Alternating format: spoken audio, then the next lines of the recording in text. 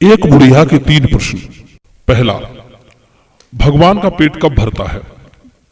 दूसरा, भगवान प्रसन्न कब होते हैं? तीसरा, किसका जीवन व्यर्थ है? भगवान का पेट कब भरता है? मित्रों, एक बार एक राजा ने निश्चय किया कि हम हर सोमवार को भगवान शिव की शिवलिंग वाला हौद दूध से भरवाया करेंगे। पूरे नगर में घोषणा करवा दी कि कल कोई भी दूध को ना तो बेचेगा और ना पिएगा, सारा दूध भगवान शिव के हौद में चढ़ाया जाएगा। राजा का आदेश पाते ही सभी ग्वाले दूध लेकर शिवलिंग के हौद के पास आए। हौद काफी गहरा और चौड़ा था। सब लोग राजा के डर से दूध ला ला कर हौद में छोड़ने लगे। उस दिन किसी ने भी घूंट भर भी दूध नहीं पिया और ना अपने बच्चों को पिलाया। सारी प्रजा ने दूध हौद में डाल दिया, फिर भी हौद दूध से नहीं भरा। यह देखकर राजा बड़ी चिंता में पड़ गया। उसी बीच में एक बुढ़िया मां छोटी सी लुटिया में दूध लेकर आई और भगवान को दूध अर्पण करके बोली, हे परमेश्वर, पूरे शहर के दूध के आगे मेरी इस लुटिया भर दूध की क्या बिसात, फिर भी मेरे इस दूध को स्वीकार करो। मित्रों, बुढ़िया के दूध चढ़ाते ही वो कुंड अचानक से दूध से भर गया। नौकरों ने यह खबर राजा को दी। सुनकर राजा को बड़ा आश्चर्य हुआ। दूसरे सोमवार को राजा ने फिर वैसा ही आदेश दिया। शहर का सारा दूध महादेव के हौद में छोड़ा गया, फिर भी हौद दूध से खाली रह गया।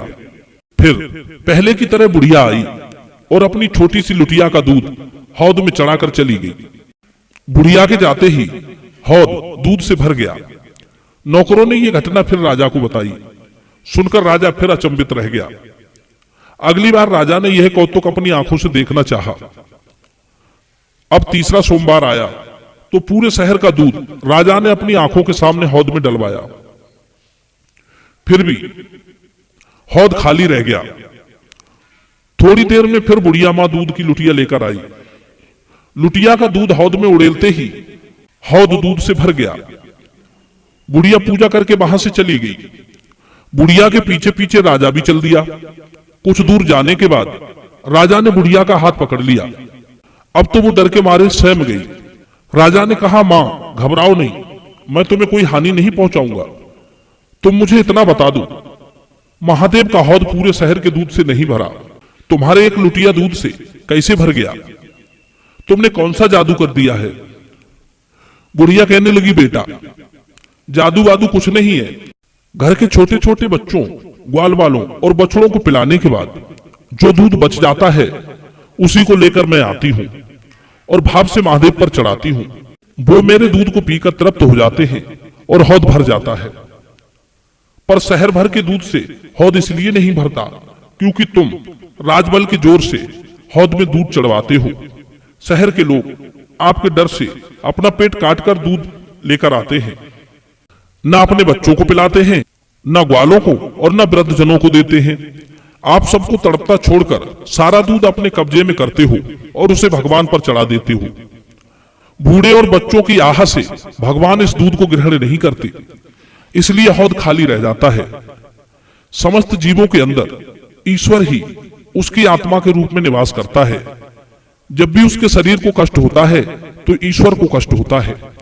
इसलिए भगवान आपके दूध को ग्रहण नहीं करते। दूसरों को कष्ट देकर भगवान पर अर्पण की जाने वाली वस्तु को वे कभी स्वीकार नहीं करते। संसार को निवाला देने वाले उनसे निवाला छीनकर क्या भला तृप्त हो सकते हैं?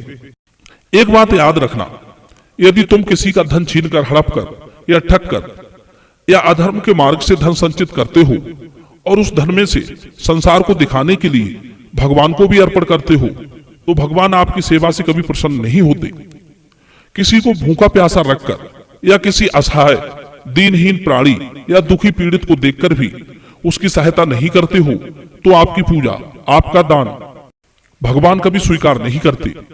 भगवान को तृप्त करने का अर्थ है कि यदि संसार तृप्त है तो भगवान भी तृप्त रहते हैं। यदि सांसारिक लोगों को आप दुख देते हैं तो ईश्वर आपसे अप्रसन्न रहते हैं।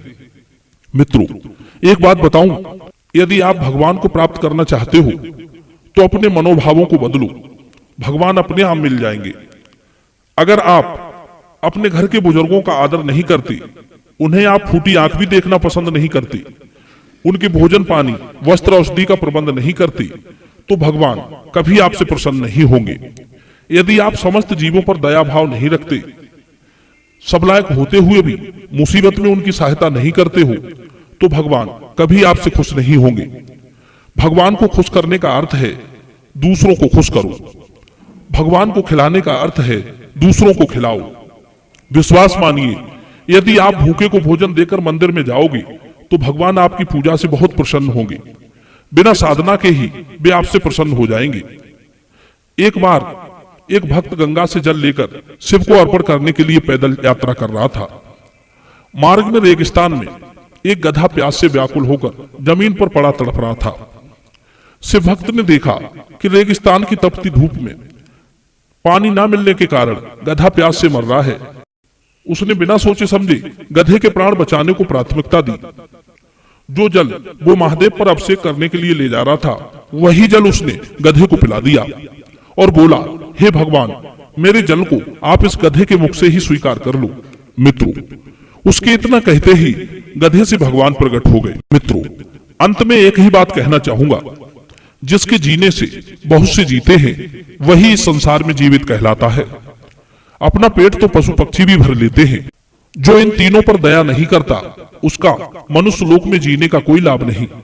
नंबर 1 सेवकों पर, नंबर 2 बंधु वर्ग पर, नंबर 3 दीनों पर। वैसे तो मल खाकर सुअर भी बहुत दिन तक जीवित रह लेता है। जीवन उसी मनुष्य का सफल समझना चाहिए जो खुद जीता है और अपनी छत्र छाया में दूसरों को भी जिंदा रखता है, अन्यथा जीवन व्यर्थ है। मित्रों, बुढ़िया के इन तीनों प्रश्नों के जवाब इस कहानी के माध्यम से आप तक पहुंचा चुका हूं। कहानी कैसी लगी आप हमें कमेंट के माध्यम से अवश्य बताएं। आप सभी का बहुत बहुत धन्यवाद।